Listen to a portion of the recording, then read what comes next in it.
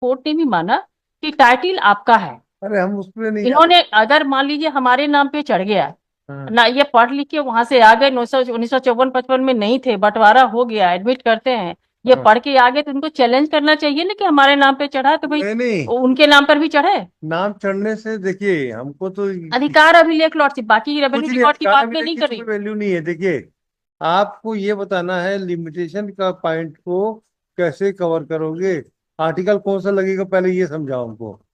ये है इनका बेस, जो केस का बेस है लॉर्डशिप, बेस हमारी ये है। अरे बेस तो बाद में पढ़ेंगे ना, समझेंगे, हम कम मना कर रहे हैं। हम्म, हमको तो ये बता दो कि आप आर्टिकल कौन से गवर्न होता है केस। हमको नहीं मालूम भाई, लिमिटेशन एक्ट हम नहीं जानते हैं। इस पे ट्रायल कोर्ट ने भी लॉर्डशिप इस इशू को डील किया है, लिमिटेशन वाले इशू को डील किया, वही मैं तो, लिमिटेशन में तो उसके खारिज क्लॉज को किया पढ़। आपका case. They have already dismiss your suit on the point of limitation. नहीं, हम अलाउ किया, ट्रायल कोर्ट ने ट्रायल कोर्ट ने अलाउ किया, अलाउ किया बाकी है। अपीलेट हाँ कोर्ट जी। ने डिसमिस कर दिया। हाँ इनकी कोई क्रॉस अपील है ही नहीं हाँ है। हाँ तो हाँ हमको बाकी कुछ पढ़ना लिखना नहीं है, हाँ हाँ। सिर्फ लिमिटेशन को देखना है। जी जी इफ यू जी। Are able to satisfy me that your suit हाँ वाज विद इन लिमिटेशन, हाँ the order of the trial court will be restored. हाँ नो डिफिकल्टी, हाँ क्योंकि इनकी कोई अपील है ही नहीं है। अब हमको हाँ। ये बता दीजिए लिमिटेशन में कौन सा आर्टिकल को हमको लगाना है, हमको नहीं पता है। हमारे हिसाब से तो लॉजिक लिमिटेशन, हमने विद इन लिमिटेशन फाइल हमें किया, नहीं कॉज मालूम madam, cause of action please जब टेल रेज मी। हुआ। पहले तो हमको बताइए कि आप कौन से आर्टिकल में कवर करेंगे अपने केस को, आपको लोग। कब डिस्पोजेस किए थे अपनी जगह से। जी। यू आर क्लेमिंग पोजीशन ना। हाँ, पोजीशन हमारी क्या है। हाँ, बंटवारे के बाद जो हमारी जमीन मिली, हाँ, अधिकार अभिलेख में हमारे नाम की एंट्री है। हाँ, रेवेन्यू रिकॉर्ड सारे जो खसरा 5 साल B1 है वो हमारे नाम पर है। और कुछ पोर्शन 1994 में क्या हुआ, हमारे कुछ पोर्शन में 1 एकड़ 10 डिसमिल जमीन का करीब रकबा है वो, उसमें से 36 डिसमिल जमीन पे उन्होंने कब्जा कर लिया। उसकी हमने डिमार्केशन करवाई, और सन 2000 में हमने 250 में लैंड रेवेन्यू कोर्ट में एक आवेदन लगाया तहसीलदार के समक्ष। उसमें जो ऑर्डर हुआ, उसको उसके आधार पर हमने सिविल सूट दायर किया, उसको चैलेंज करते थे।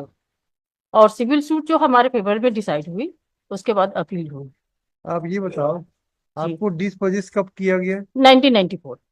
And you have filed the suit पहले। 1994 हमारा डिस्पोजिशन नहीं, है। आप सूट कब फाइल किए। ये 2004 का है लॉर्डशिप। तो लिमिटेशन कैसे काउंट होगा आर्टिकल 58 में। नहीं, ये तो लॉर्डशिप इसमें सूट प्लेन की कॉपी है, प्लेन की कॉपी हाँ में नहीं, डेट प्लेंटिफ मेंशन का है। सूट जो है जी। वो भाई 94 में उसको डिस्पोजेस किया गया है जी। एक बार फर्स्ट में टाइम। लॉर्डशिप में एक दावा पढ़ के बता देती हूँ जो हमारी प्लीडिंग है, क्योंकि हमारा केस, हमारे प्लीडिंग के लिए हमारा दावा ही इम्पोर्टेंट होगा, और रेस्पोंडेंट के लिए भी जवाब दावा ही इम्पोर्टेंट होगा। वो तो हमको उसके बाद उसका, आगे बढ़ेंगे। मैडम इतना तो हम भी समझ।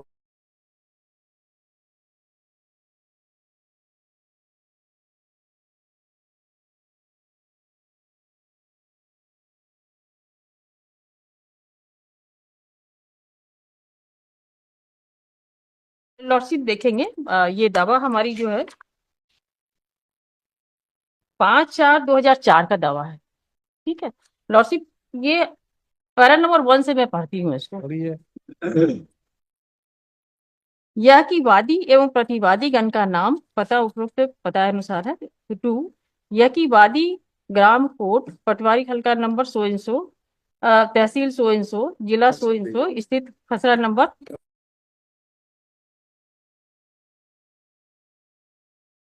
3 प्लॉट्स हैं का एकमात्र स्वामी हूँ, जो राजस्व अभिलेखों में दर्ज है। इन्हीं भूमि को वाद पत्र में आगे वाद भूमि के नाम से संबोधित किया गया है। लॉर्डशिप, ये 3 भूमि है जो पैरा नंबर 2 में है। 10/1055, 1056 और खसरा नंबर 1060/1। ये 3 लैंड है। यह पैरा नंबर 3 लॉर्डशिप, यह कि सन 1994 में प्रतिवादी क्रमांक 1 वाद भूमि खसरा नंबर 1055 तथा 1056 के रकबा सो इन सो में से 0.040 हेक्टेयर तथा वाद भूमि खसरा नंबर 10/160/1 में से 0.352 हेक्टेयर में से 0.105 हेक्टेयर भूमि में अनाधिकृत रूप से कब्जा कर लिया है। तथा नेक्स्ट पेज, खलिहान का उपयोग, खलिहान का उपयोग में ला रहा है। वादी द्वारा प्रतिवादी क्रमांक 1 से वादी के स्वामित्व के बाद वाद भूमि का कब्जा वापस करने के निवेदन करने पर वादी के वाद भूमि का कब्जा वापस नहीं कर रहा है। पैरा नंबर 4 लॉर्डशिप, यह कि प्रतिवादी क्रमांक 1 द्वारा अनाधिकृत कब्जा से आधिपत्य दिलाने के लिए वादी राजस्व न्यायालय कसडोल में राजस्व प्रकरण चलाया था, जो कि राजस्व प्रकरण क्रमांक 100/2001 यानी पिटीशन 2000 में फाइल हुई थी, रूप में पंजीबद्ध हुआ था, जिसे राजस्व न्यायालय कसडोल द्वारा दिनांक 8/4/2002 को निरस्त कर दिया था। ये cause of action lordship. Para 5, यह कि वादी को वाद भूमि का एकमात्र स्वामी है, जिसमें प्रतिवादी क्रमांक 1 का कोई हक नहीं है। इसलिए वादी को हक के आधार पर वाद भूमि का अधिपत्य प्राप्त करने हेतु माननीय न्यायालय के समक्ष वाद लाने की आवश्यकता हुई। Clear after lordship. यह पैरा नंबर 6, यह कि वादी प्रतिवादी क्रमांक 2 को औपचारिक पक्षकार बना रहा है। वादी को प्रतिवादी क्रमांक 2 छत्तीसगढ़ शासन से कोई अनुतोष की याचना नहीं है। पैरा नंबर 7, यह कि याचिकाकर्ता यह कि वाद कारण सन 1994 तथा उसके बाद लगातार ग्राम कोर्ट पटवारी हल्का नंबर सो इन सो, तहसील सो इन सो, डिस्ट्रिक्ट सो इन सो में उत्पन्न हुआ तथा प्रतिवादी क्रमांक 1 का कारण ही वाद भूमि खसरा नंबर 1055, 1056 और 1060/1 के रकबा सो इन सो के भाग सो इन सो पर अनाधिकृत कब्जा कर लिया है। ये कॉज ऑफ एक्शन के बारे में बताता है लॉर्डशिप, जिसके आधार पर हमारी दावा है। अगला पैरा लॉर्डशिप, पैरा नंबर 8,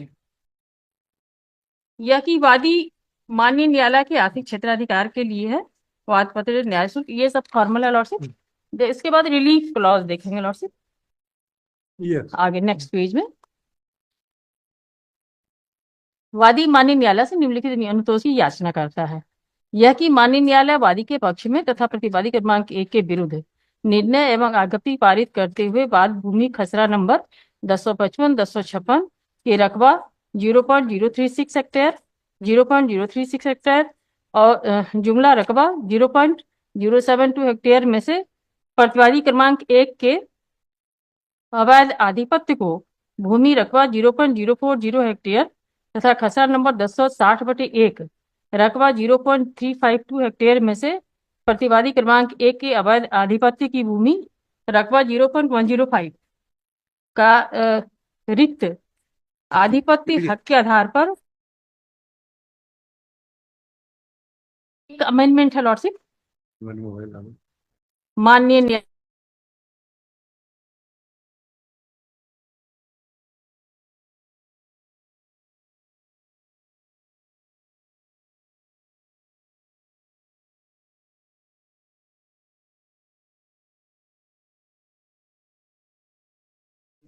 ये दावा ये है कि 3 प्लॉट नंबर हैं, जिसमें कुछ भूमि पे उन्होंने अमाउंटिंग में 1 एकड़ 10 डिसमिल जमीन की टोटल जमीन है हमारी, जिसमें लगभग 36 डिसमिल के आसपास उन्होंने कब्जा कर लिया और इस जमीन का पूरा रेवेन्यू रिकॉर्ड मेरे नाम पर है, उनके पास कुछ नहीं है। उन्होंने आधिपत्य जमा लिया और रेवेन्यू कोर्ट में हमने 250 की आवेदन लगाई 2000 में।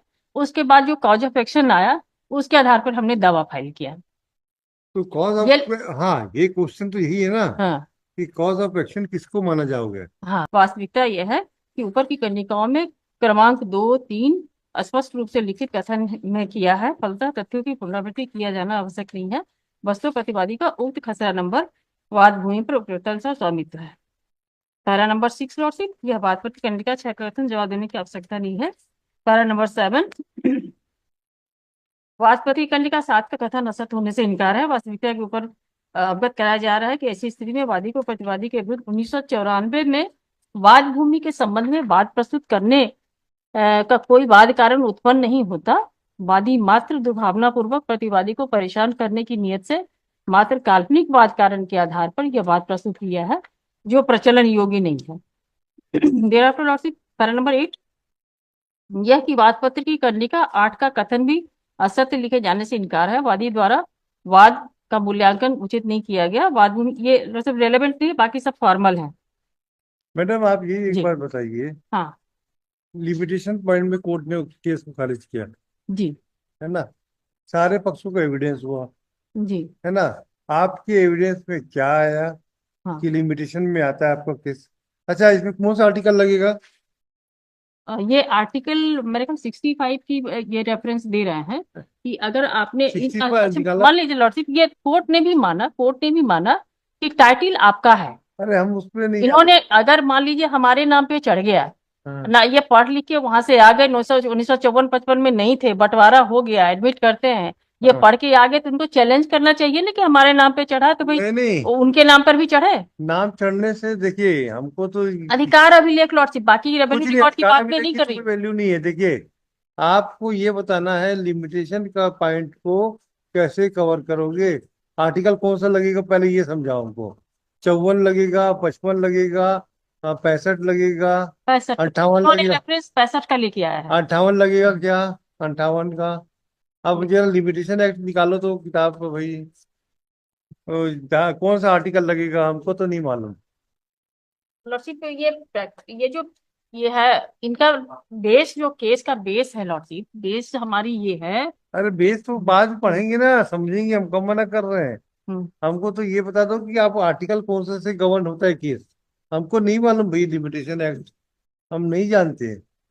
इस पे ट्रायल कोर्ट ने भी लॉर्डशिप इस इशू को डील किया है, लिमिटेशन वाले इशू को डील किया वही है, तो, लिमिटेशन भी तो उसके खारिज क्लास को किया पढ़। आपका case. They have already dismiss your suit on the point of limitation. नहीं, हम अलाउ किया, ट्रायल कोर्ट ने ट्रायल कोर्ट ने अलाउ किया, अलाउ किया बाकी है। अपीलेट हाँ कोर्ट जी। ने डिसमिस कर दिया। हाँ। इनकी कोई क्रॉस अपील है ही नहीं हाँ। है। हाँ। तो हाँ। हमको बाकी कुछ पढ़ना लिखना नहीं है, हाँ। हाँ। सिर्फ लिमिटेशन को देखना है। जी। जी। इफ यू जी। Are able to satisfy me that your suit हाँ। वाज विद इन लिमिटेशन, हाँ। The order of the trial court will be restored. हाँ। नो डिफिकल्टी, हाँ। क्योंकि इनकी कोई अपील है ही नहीं है। अब हमको हाँ। ये बता दीजिए लिमिटेशन में कौन सा आर्टिकल को हमको लगाना है, हमको नहीं पता है। Please tell me which article I have to apply. इतनी सी बात है इस केस में, और कुछ नहीं। हमारे हिसाब से तो लॉर्डशिप की लिमिटेशन, हमने विद इन लिमिटेशन फाइल हमें किया। नहीं कॉज मालूम madam. Cause of action please जब टेल रेज मी, हुआ। पहले तो हमको बताइए कि आप कौन से आर्टिकल में कवर करेंगे अपने केस को। बहुत टेक्निकल चीजें हाँ। हैं, हमको नहीं आता है। प्लीज नहीं, प्लीज। लॉर्डशिप तो बड़ा मटेरियल बातें कर रहे हैं, बिल्कुल हमको सर। तो आर्टिकल 54 नहीं मालूम, पैसे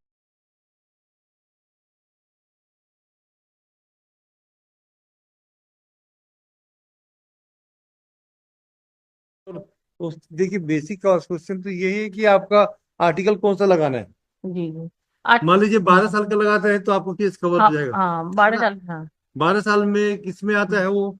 12 साल 65 में ये लोग तो बोलते। आपको 65 वो में आएगा। डिफेंस, लॉर्डशिप इनकी डिफेंस है, वो हमारी अरे हमारी इनकी डिफेंस कंटेंट छोड़िए नहीं है ना, वो। हमारी इनके कंटेंट। अभी आप तो अपील में आपको बहस करनी है हाँ। ना, इनको तो कुछ नहीं बोलनी है। हाँ। ये खड़े रहेंगे, इनका अगर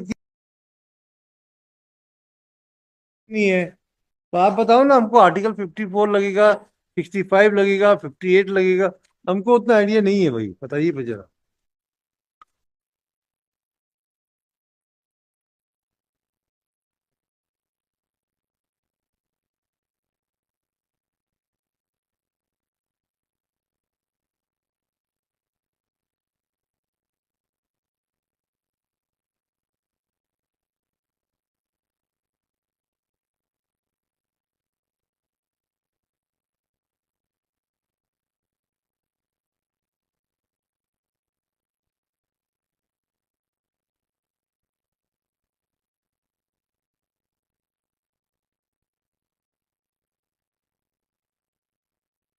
54 इसकी जो लिमिटेशन एक्ट का है, for specific performance of contract का लिमिटेशन। सी, हाँ lordship. if you want to take the recourse of section 65, article 65, then you have to say कि 64 को लेना है तो for position of immobile property based on previous position and not on title, when the plaintiff while in possession of the property has been dispossessed 12 years, है ना? The date of the possession, और for यदि article 65 लेते हैं, for possession of immobile property or any other interest thereon based on title आपकी pleading में बताइए आप किस आधार पर अपने सूट को चलाना चाह रहे थे। अब आपका सूट में का जो आधार है वो क्या है। आप तभी देखिए, आपकी प्लीडिंग के हिसाब से तो आर्टिकल लगना जी जी, है ना, रीडिंग के हिसाब से लगा है है, ना। बिल्कुल। अब इन्होंने ट्रायल कोर्ट ने क्या किया है, हम्म कौन सा आर्टिकल लगाया है जी। अपना ये ट्रायल कोर्ट की एनेक्जर A2 कॉपी है लॉर्डशिप। इसमें मैं दावा जवाब दावा में मैं 2 पॉइंट पे रिफ्लेक्ट करना चाहती हूँ। हाँ। एक तो हमारी नाम से रेवेन्यू रिकॉर्ड है, हम हमारी प्रॉपर्टी है, और उनको ये डिफेंस में जो आ रहा है WS आ रहा है कंटेंट्स, वो एक पार्ट कहते हैं कि हमको बंटवारा में मिला था, नाम नो उनका गलत मैडम, चढ़ गया, और दूसरा पार्ट मैडम, बोल रहे हैं कि ज्वाइंट मैडम, प्रॉपर्टी है। Madam please read the prayer clause. Joint property में please limitation lordship. Please make out a case. Please read your pleadings, particular relief sought. यह कि माननीय न्यायालय वादी के पक्ष में यह प्रतिवादी क्रमांक 1 के विरुद्ध निर्णय व ज्ञप्ति ये प्रदान पारित करें कि जमुना नंबर ये का आधिपत्य के आधार पर वादी को दिलाया। You claim possession hmm, only, not on the basis of title. वे हम पहला देखिए, पैरा नंबर देख 1 पे लिखे हैं लॉर्डशिप उसको। पैरावन में नहीं। हम्म, देखिए, हम आप मालिक एक थे। मिनट, एक मिनट मैडम, एक minute. That is the nicety of the civil law जी जी जी। Which I want to learn from you people. Please tell me, क्योंकि आपने सूट का आधार क्या बनाया था हम्म कि टाइटिल के आधार पर अगर आप मानते हो जी तो आपकी प्लीडिंग पीरियड क्रॉस में ये होना था कि सब चूंकि मेरे पक्ष में मेरी टाइटिल आई है, मेरा पक्ष है, इसलिए मुझे इसका पोजीशन मार्क दिलाया है। जी। क्योंकि और यदि या आप एडवर्स पोजीशन की पर बात मानते हम्म, तो प्रतिकूल टिप्पणी में जाते कि वो प्रतिकूल डिफेंस है। एडवर्स में, no no, if hmm, you claim possession जैसे plaintiff, you claim title over the property on the basis of the adverse possession, then 12 साल की कॉन्सेप्ट में आते हैं। आपका तो स्पेसिफिक है कि मैं इस प्रॉपर्टी का मालिक था, मेरे को डिस्पोजेस कर दिया गया है, तो आप टाइटल तो क्लेम करोगे नहीं। when you are saying from very beginning, you are saying that I am the title holder of the property. So जी। why should you will pray for claiming the relief? You will not pay. Position You will only confined to simply possession. Position lordship. है ना, you are only claimed for possession only. जी। है ना। अब अगर आप position के लिए आप क्लेम कर रहे हैं हाँ, तब आपको 3 साल वाला लिमिटेशन लगेगा। पोजीशन और कंपनसेशन भी जुड़ा हुआ है, वो इसलिए छोड़िए, मेंटल पहले तो मेन रिलीफ तो पोजीशन ही है ना। पोजीशन ही है लॉर्डशिप। तो आप पोजीशन के लिए कैसे 3 साल के राइडर को ओवरकम कर पाएंगे, क्योंकि इसमें आर्टिकल 64 65 में तो 12 ईयर है। You want to cover your case under हाँ, आर्टिकल 64 और 65, जी जी जी but your case will follow to me your case will follow within the article 58 of the limitation. जी। मैं थोड़ा उस पर तैयार कर लूँ क्या 58 पे।